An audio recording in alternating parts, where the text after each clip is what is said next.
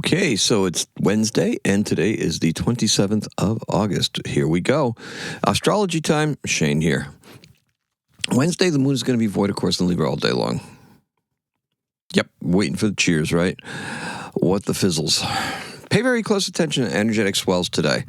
Maybe it's that Schumann resonance acting up. I don't know. Whatever. Hopefully I can get back outside this morning. Okay, the day before, on the 26th, I actually started the morning outside in my bare feet doing Tai Chi in the backyard. And that's pretty fantastic. And I actually closed out the evening in the same backyard, not in bare feet, but with my guitar back there, doing some stuff. Just running through some songs, running through some practice. Then when I got done, my hands immediately started feeling the pain of it. I'm not sure. Probably, arthritis creeping in or something like that. But this is what happens, right? This is the thrill of getting older. Anyway, yeah, a little bit of a leave, and it helped it out. The Tai Chi was marvelous, though. Touching the ground and doing the whole breathing and the meditation and combining meditation and movement. Really, really worked out well. I really loved it. It was a perfect morning for it. Now, your energetic swells today are different. Look, the moon is finally going to enter Scorpio, and this is where everything happens. This is the focus of today, really. It's not that void of course moon, because void of course moon, you're just going to go with it, right? We're just going to go with the flow. We're not going to try to force anything. If you're creating, I've seen some folks out there doing some very creative things. Keep going, man. Get that stuff out there. You should be doing pretty good. And yeah, even if you're not creating, if you're honoring people who are creating, then that would be good too. So, what did I do that was creative? Well, I drew a couple designs and stuff like that. Kitchens, kitchens, because that's the day job gig, right? So anyway, yeah, there's some creativity to that as well. Creativity and a lot of frustrated pointing on an iPad. Anyway, that iPad's tricky, getting through it, and that's what we're doing. All right, pay close attention to what grabs you, though. This is the point that Mars is going to enter soon, okay? So when the moon, later on in the evening, towards the end of the day, towards almost midnight, right? It's after 10 o'clock, I believe, we're going to see what's going to be happening. Now, listen, this is going to be very important, because the moon's not going to enter. This is going to be 9:27 on the East Coast when it enters Scorpio. So you're going to have those couple of hours to try to assess where it is we're at and what's going to be happening, because this is one of those important points. This is where the energy between Aries and Uranus, that would be Neptune and Saturn in Aries and Uranus in Gemini, that sextile. This is the point where it would meet at the yod. And it points to Taurus things, right? Taurus things are always good.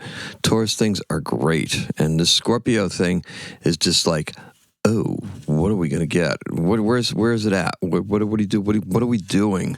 What are we going to, is there something here? Is there some green energy here? That's the answer. Yes, it is. When the sun reaches this point, it's going to be fantastic. But when Mars reaches this point at the beginning, initially, this is where you're going to start taking action, and those actions are going to accelerate to bring some of that abundance on, right?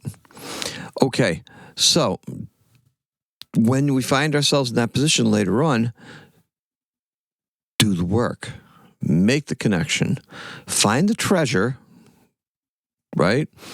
Pluto stuff, buried treasure underground, and stake your claim. Today's keyword is hinting.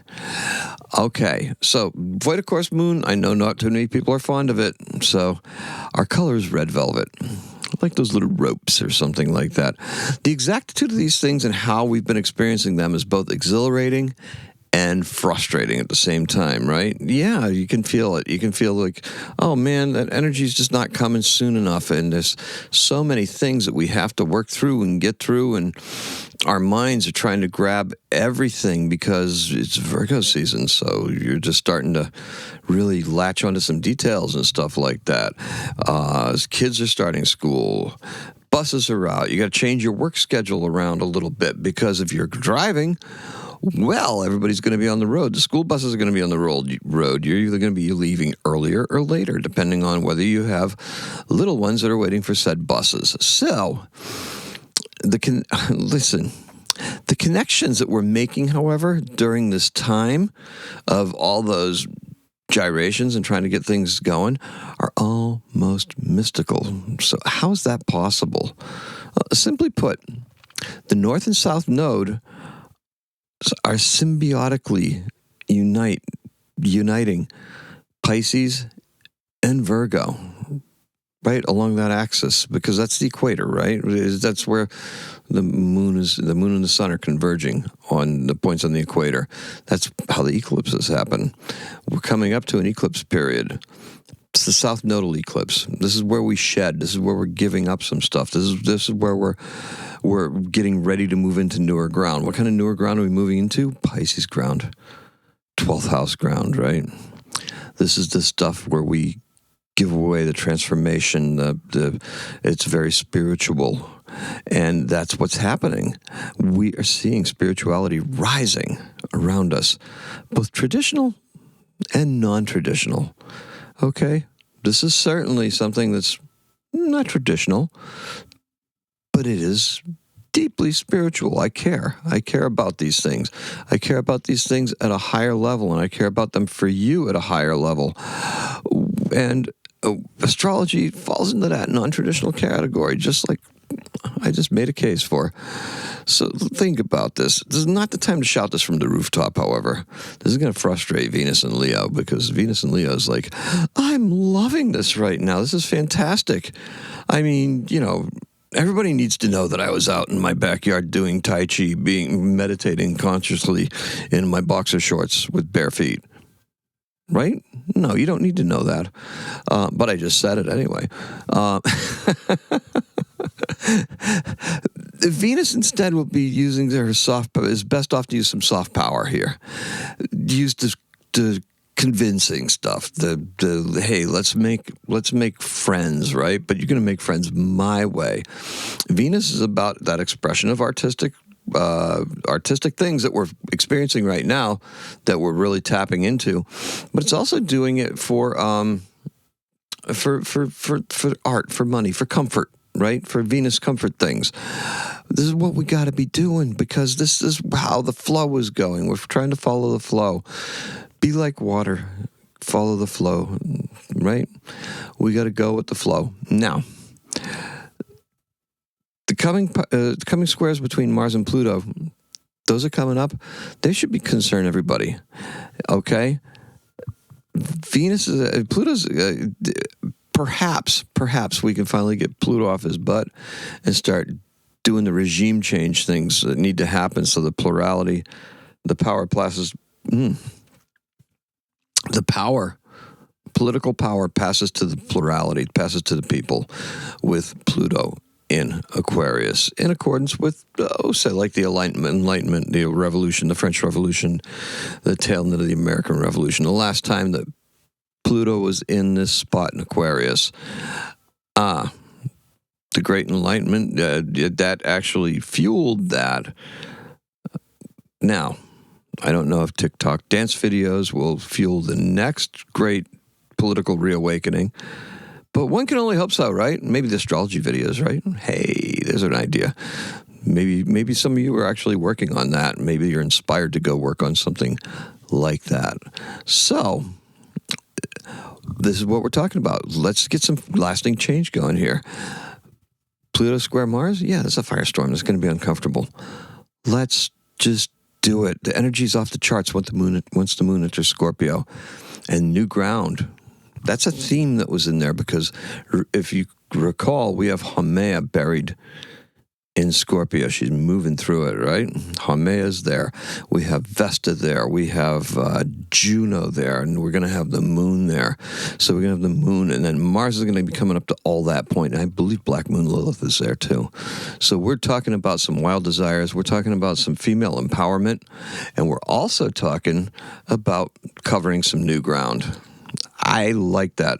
So in 1913, there's a Swedish engineer named Gideon Sundback, and he just happens to be in Hoboken, New Jersey, so Swedish extraction, I guess, and he applies to patent the first all-purpose zipper. Oh, yeah. Important, right? And in 1953, we have one Alex Lifeson. He was born Zavinovic. He's a Serbian-Canadian rock guitarist. He's the guy from Rush.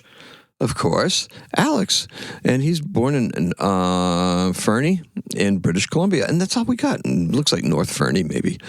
In case you were confused, right? If he wasn't born, he's not from South Fernie, North Fernie, or N Fernie. Who knows? Anyway, Rush. I don't even have to name what the songs, do I?